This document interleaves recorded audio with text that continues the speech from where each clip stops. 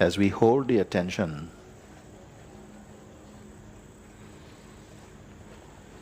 I don't want to create a sense of something sweaty about that.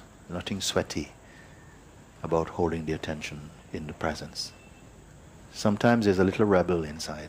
Say, I don't want to do nothing. Even to hold the attention is have to do something. But don't listen to this voice.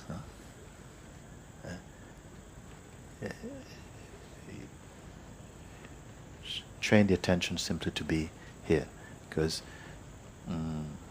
left to its own device, just by habit, conditioning habit, it just goes everywhere.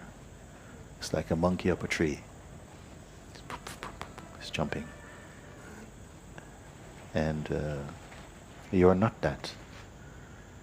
But it is connected to you because it has no other source but yourself.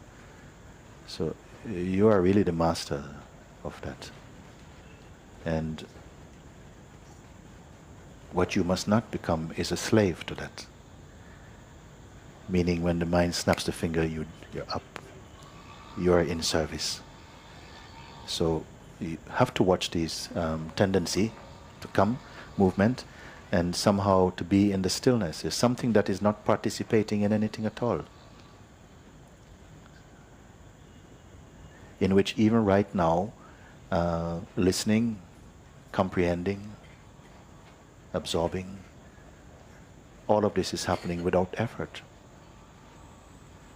Because if something resonates in your heart as true, compatible with your own being, you don't have to do any work with it. But if the mind comes in, the interpreter, and then you're listening to this voice somehow, based upon fear, on mistrust or something, then again another kind of energy, another vibration joins it, and then some mischief comes. But even if that comes, there is still the presence in which it comes. And that is the real intelligence. That intelligent principle is behind. And every movement is detected and discerned without effort. This is how wonderful your being, our being is like this. The mind wants to be offered a job, to file the report and to put things into the boxes. But your beingness does that automatically. But its tendency is not to file things because it doesn't need to file things. It is the supreme being. It's not a secretary. So somehow it is completely comfortable with itself. But if you bring the mind in, the mind will tell you, oh, you pay attention to this, look, and this. And next thing, you're running about in an office that doesn't exist. You see? So it is important to be, to just be again conscious of your own inherent stillness. Stillness is not coming in from somewhere else. It's just that busyness leaves, and stillness has nowhere to go. and this something feels like a kind of solid emptiness. That everything can move through that space without damage. Nothing can be damaged. How can you damage space? It's like this. It's subtler even than space. You're a being. What are you doing? Nothing at all.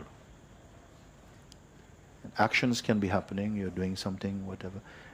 But you're not pulled into a uniform. Just actions are taking place, happening. And there's a wonderful kind of synchronicity that actions which happen without strain, without projection, they are just a kind of flow, and they don't leave you exhausted.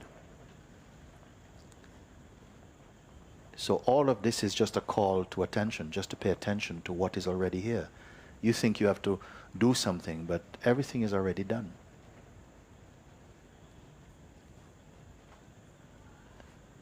Even the undoing you don't have to do. Only be clear, and everything is, all noise is washed out.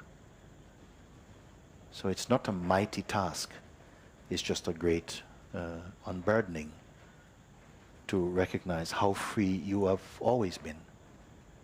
But only imagining all these things you have to clean and after this polish. So